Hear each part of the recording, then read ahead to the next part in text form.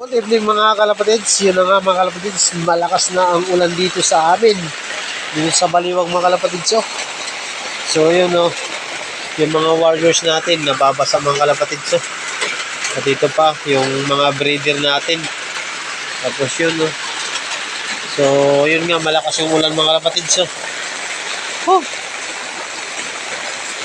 Tapos yung manok natin mga kalapatids. Yun. So yun na nga mga kalapatids, sobra basa na naman yung kuwang ko. Yung flooring natin. So mabubulok ito mga kalapatids.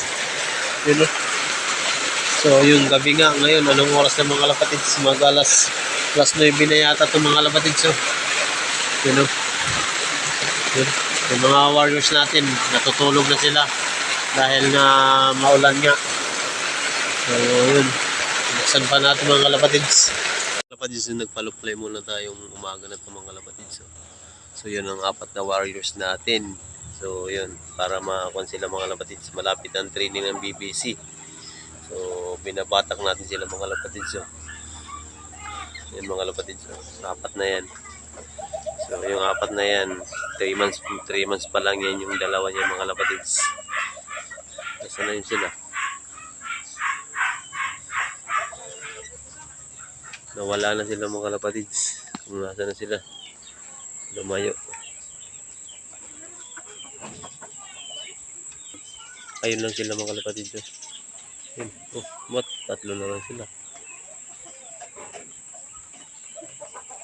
So ayun kalapatids, hindi ko alam kung nasa na sila. So hindi na nagpakita sa akin. So baka dumayo na naman sila mga kalapatids. Yung 4 kong warriors. Kung wala sila dyan mga kalapatids. Dati dito lang yan. So ngayon mga kalapatids, so uwi na tayo. Akit na tayo sa loop natin dahil yan ang loop ko mga kalapatids. Ito ang kaang ko dito.